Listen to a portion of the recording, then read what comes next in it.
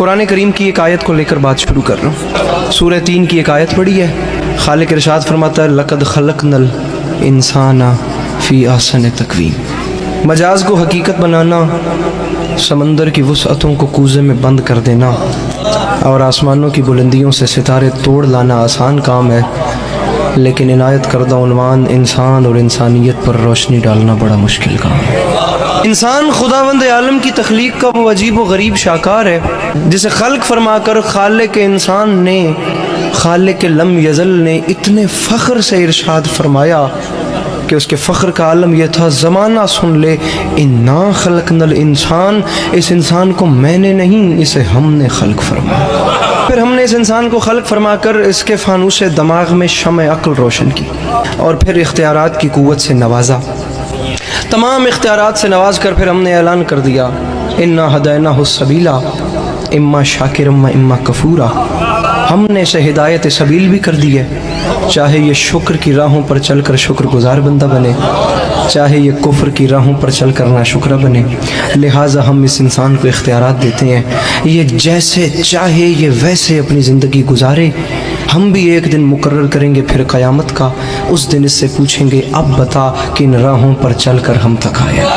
یہ حضرت انسان، یہ ماؤ تین کا مجموعہ، یہ آب و گل کا سنگم، یہ کچھ پانی اور کچھ مٹی کا پتلا، یہ زمین پہ جال بن کے بچھ گیا، یہ آسمانوں پہ کمندے ڈالنے لگا، زمین اس سے نہ بچی، پہاڑ اس سے نہ بچے، ہوا اس سے نہ بچی، فضا اس سے نہ بچی، سمندر کی ہیبت ناکی کو چیلنج کر کے اس نے اس کی موج سے موج ٹکرا دی، اس نے جو فلک پر اڑتے ہوئے طائروں کو زمین پہ بسمل کر کے پھینک دیا، اس نے حباب کے دل توڑ دیے، اس نے آب رواں کی چادر تباہ کر دی، اس نے کارے دریا میں چھپے ہوئے صدف کو لا کر سطح آب پہ بے آبرو کر دیا، یہ لوہے کو آکاش پہ اڑا رہا ہے، یہ موتی کی آبرو کو بچا رہا ہے، یہ دانے کو دھرتی سے اٹھا رہا ہے، یہ ذرے کا جگر چیر کے اس میں سے ایٹم نکال رہا ہے، یہ زمین کو ناقابل رہائش سمجھ کر چاند ستاروں پہ ڈیرے ڈالنے جا رہا ہے۔ فرشتوں میں ایک ہلچل سی مچ گئی ہے جس میں جبرائیل ارشاد فرما رہا ہے فرشتوں ہوشیار، یہ جنت سے نکالا ہوا پھر واپس آ رہا ہے۔ آپ دیکھیں کہ انسان کے پاس کس چیز کی کمی ہے۔ اس کے پاس کھانے کے لیے بے مثال خوراکیں ہیں، پہننے کے لیے نو بنو پوشاکیں ہیں، اس کے پاس بادہ گلفام بھی ہے اور جادہ آرام بھی، تمام تر چیزیں اس ترقی یافتہ انسان کے پاس ہیں، بس سچی خوشی اس کے پاس نہیں ہے۔ ہر چیز اس کے پاس ہے، لیکن آج کا ترقی یافتہ انسان چیخ اٹھتا ہے کہ بالآخر مجھے چین کیوں نہیں ملتا، مجھے سکون کیوں نہیں ملتا۔ تم ٹھیک کہتے ہو تمہیں چین نہیں ملتا، تم ٹھیک کہتے ہو تمہیں سکون نہیں ملتا، تم ٹھیک کہتے ہو تمہیں اطمینان نہیں ملتا، وہ اس لیے کہ ہمیں ان دولت قدوں میں انسان نہیں ملتا، طریقت قدوں میں قرآن نہیں ملتا، مسجدوں میں دہشت گردی ہے، ذکر رحمان نہیں ملتا۔ ملے بھی تو کیسے ملے؟ کیونکہ مردوں میں رسول کا طریقہ نہ رہا اور عورتوں میں حسین کی ماں کا سلیقہ نہ رہا۔ لیکن آج جدھر نظر اٹھتی ہے نا انسان کی بستیوں میں، بے چینی، بے سکونی، بے اطمینانی، ہر آنکھ اشک بار، ہر دل بے قرار، ہر دماغ بد حواس، ہر روح سوگوار، حیات اور اس کی برنائیاں، جوانی اور اس کی انگڑائیاں، حسن اور اس کی حشر زائیاں، تمام زندگی ایک عمر رفتہ ساز شکستہ، انسان کی زندگی ایک بھٹکا ہوا قدم بن گئی۔ اسے پتہ ہی نہیں ہے میں کہاں سے آیا تھا، میں کہاں کو جا رہا ہوں، میں کیا کرنے آیا تھا، میرے ساتھ کیا ہو رہا ہے۔ وہ کہتا ہے میں نے احسن بنایا، ایتھے گل ہی کوئی نہیں۔ مسئلہ یہ ہے کہ وہ کون ہیں جسے اس نے احسن بنایا؟ جسے وہ احسن بنائے وہ ایسا نہیں ہوتا، اور جو یہ ہے یہ وہ نہیں جسے اس نے احسن بنایا۔ بات کہاں گم ہو گئی؟